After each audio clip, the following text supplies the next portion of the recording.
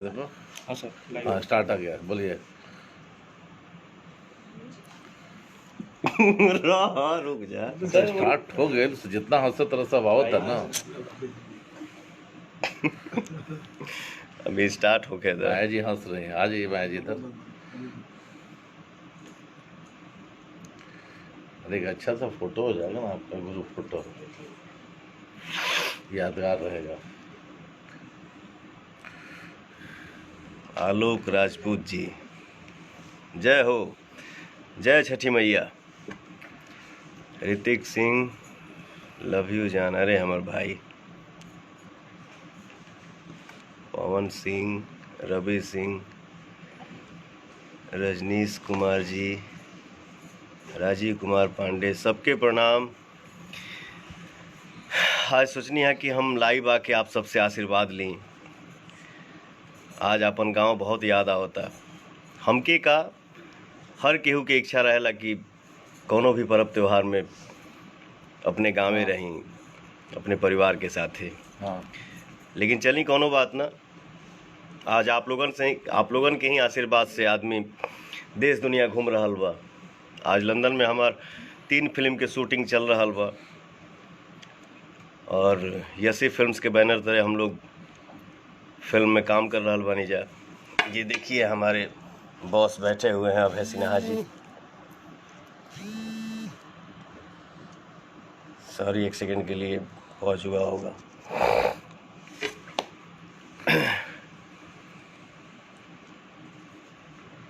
उमा सिंह, जानवी सिंह जी, दीप रतन, सबके प्रणाम, सबके प्रणाम। जे जहाँ बा श्रद्धा से पूजा करे के बा, पूजा में भाव होके। और आज लंदन में भी हमनी के छठ पूजा कैनी है जा, बहुत अच्छा लागल है। और हमनी के जौन पूजा कैले बानी जा, सब आर्टिस्ट, सब कलाकार मिल के, सब कोई साथे बा। हम बानी, हमार छोट भाई खेसारी लाल जी बानी, काजल रघवानी जी बानी, मधु शर्मा जी बानी, सहर आपसा जी बानी, और हमार नई हीरोइन हर्षिका पुनच्चा जी, इंडोला जी, सब कोई, माया जी, महिमा जी, अनन्या जी, सब कोई मिल के हमनी के, जैसे ये हमारा भाई है बहुत अच्छा कलाकार संजय महानंद जय जी, छठी मैया, और अभय भैया, पंकज बाबा, ये हमारे मेकअप मैन साहब मोनू जी, ये देखिए सोनू है, चंद्रू है। तो हमनियों के पूजा यहाँ कैले बानी जा। और आप सब से नहीं हो रहा बाकी रवो सबने पूजा बढ़िया से करी, केहू के कोनो एक दूसरे से परेशानी ना हो। थोड़ा सा जौन समय चल रहा बा वो तनी सा डिस्टेंस बना के रखे के बा, पूजा दिल से करे के बा। और हमनी के भी पूजा जौन कैले बनी जाई। अभी कितना टाइम होता है यहाँ? तब 11 साढ़े 11 होता ना, इंडिया टाइम से 7 बजे। हमनी के यहाँ अभी कितना टाइम होता हो? 4 साढ़े 4 ना। तो शाम 7 बजे भैया भोजपुरी सिनेमा पर हमनी के जौन पूजा के लिए बनी जा, हमनी के जौन आप सबके आशीर्वाद से आप लोग जे कलाकार बनौले बनी जाता, हमनी के तनी सा झूमल बनी जाऊ। आप सब देखब जा भोजपुरी सिनेमा चैनल पर, जौना शो के नाम है जय छठी मैया, शाम के 7 बजे। हाँ, वासुदेव जी, सोनाली सिंह जी, रणधीर कुमार, कितना अच्छा लगेला जब हम लोग लाइव आते हैं और हमारे जौन भोजपुरी के फैमिली बा, जौन परिवार बा, आप लोग इतना उत्साह से कमेंट करी ला जा। और इतने भाई हमारे केहू लिखा था love you Gurudev, good evening सर जी, इतना हैप्पी छठ पूजा भाई। इतना श्रद्धा से आप लोग उमंग में आके इतना सारा प्यार जो आप लोग बरसाते हैं, तो दुनिया के आदमी किसी भी कोने में रहता है तो सीना हमेशा चौड़ा रहेला। ये देखिए माया जी हैं, हमारी माँ का रोल कर रही हैं, बहुत अच्छा काम करीला यहाँ के, बहुत अच्छा आर्टिस्ट हैं। आप भी कुछ बात करी। प्रणाम सब लोगन के। हम लोग यहाँ लंदन में छठ मनैले हैं, तो आज शाम 7 बजे आई भोजपुरी सिनेमा पे। भोजपुरी सिनेमा चैनल पे शो के नाम है जय छठी मैया। आइए हमारे संजय भाई से आप लोग बात करिए। प्रणाम आप सबको। और हम सब यहाँ प्रदेश में हैं, लेकिन अपने देश को और अपने देश की संस्कृति को आज बहुत मिस कर रहे हैं। और बड़ी खुशी की बात यह है कि हम जिस घर में शूटिंग कर रहे हैं, यह घर भी एक बिहारवासी, एक हमारे अपने भाइयों की घर है। तो यहाँ आकर हम जब देखें कि यहाँ घर में छठ मनाया जा रहा है प्रदेश में, लंदन में, तो सच कहें हमारी खुशी दुगनी हो गई। और इससे एक बात तो हमारी फिल्म में एक डायलॉग है, वो एकदम रिलेट करता है कि देश बदलने से संस्कार ना बदले के चाहिए, वाह, और आहार बदले से विचार ना बदले के चाहिए। जियो मेरा तो भाई। वो बात के माने प्रमाण आज हमरा के माने ये घर में देखे के मिला था। तो ये बहुत अद्भुत अनुभव हमरा लागे भैया। जय छठी मैया। जय छठ मैया। बात जो हमारा भाई बोला बहुत बहुत सुंदर, अद्भुत, एकदम आनंद आ गई। ये देखिए हमने कि कहाँ शूट कर रहा बनी लंदन में। ही प्यारा सा एक घर बा। और जो भाई ने मेरा बोला, मैं आप सबको लाइव दिखा रहा हूँ कि इस लंदन में भी हमने के शूटिंग कर रहा बानी। ये घर हमारे बिहार के ही परिवार के हैं, मोतिहारी, पटना, रांची से यहाँ सब ने रिलेटेड बानी जा। तो हम आप लोगों को दिखा रहे हैं कि पूजा कितना अच्छा भाव से यहाँ हो रहा बा।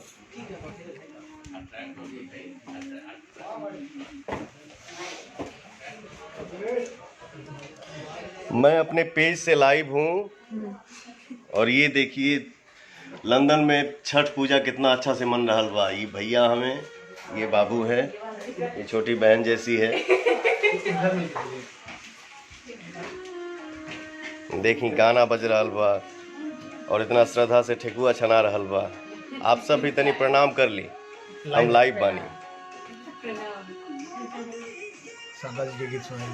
शारदा सिन्हा जी के गीत सुन के यहाँ पूजा पाठ के तैयारी हो रहा बा। ये हम लोगों के लिए कितना सौभाग्य की बात है। जय छठी मैया।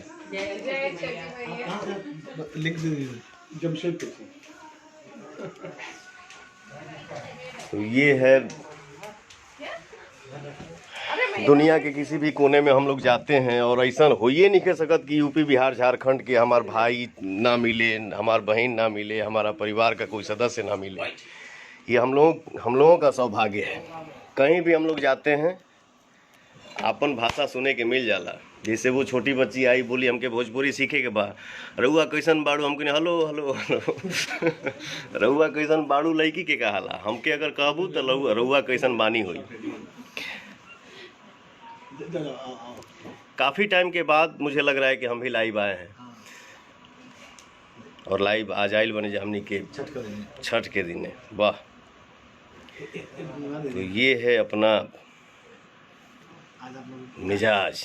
तो भैया आपके जो एक स्पेशलिटी है, तो आज मैंने छठ के मौका भी है, तब वो छठ के तनी गुनगुना एक ठो गाना हमारा रिलीज भइल बा आज से 3 दिन पहले। और वो गाना के वर्ल्ड वाइज कंपनी से ये गाना के आप लोग, जबकि पिछले साल ही इसका ऑडियो आया था और इस साल वीडियो कैसे कैसे आदमी लिपसिंग करके भेजल, और आप लोग इतना दुलार प्यार आशीर्वाद है गाना के दे रहल बानी जा।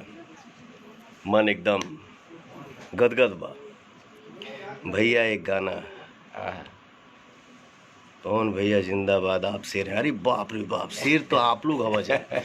आप लोग बनाते हैं किसी को जीरो से हीरो, हीरो से जीरो। तो मैं बोलता हूँ ना कि भोजपुरी ऑडियंस जो भोजपुरी भाषा के बोलेला, समझेला, सुनेला, वो हमारे लिए भगवान है। ये जब तक सांस पवन सिंह के शरीर में रही तब तक बोली पवनवा कि भगवान आप लोग हैं, आप लोग बनाते हैं, मैं कुछ नहीं हूँ। मैं जो कुछ भी हूँ आप सबका आशीर्वाद हूँ। छात्र नेता हर्षित सिंह, वेरी गुड भैया।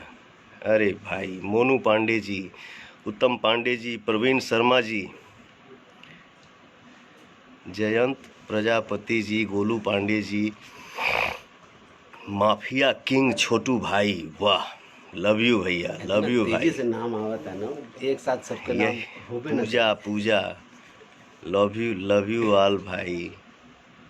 राकेश कुशवाहा जी, यशवंत कुमार, अमलेश सिंह जी, सत्यम सिंह राजपूत जी, संजीत पांडे, सलीम सहगल जी, नीरज कुमार दुबे, जितेंद्र कुमार सिंह जी, लक्ष्मण कुमार छूट गई। लक्ष्मण कुमार छूट गई, सॉरी भाई, माफ़ करिए हमके। आप सब से मिल के, आप सब से बात करके बहुत अच्छा लागेला हमके।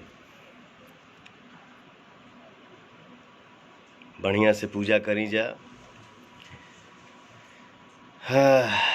ऋतिक सिंह छोटा भाई है मेरा, किंग भैया, अरे बाबू,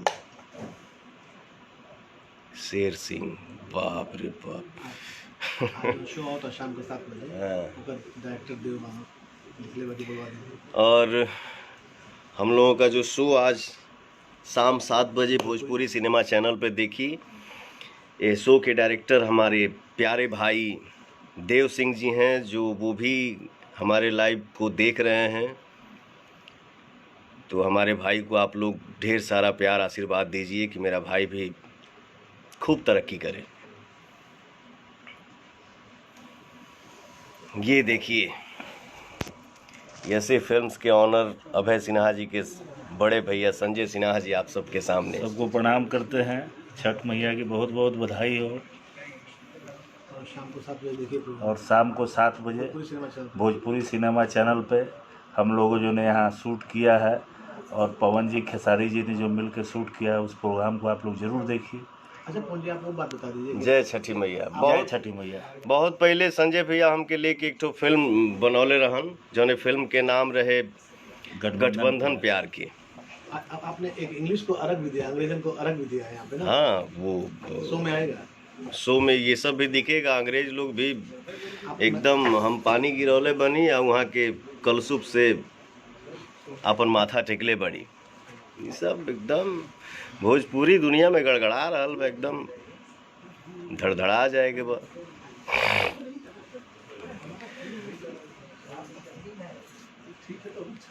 आप सब प्यार दुलार आशीर्वाद दी, बिल्कुल आशीर्वाद दीजिए मुझे।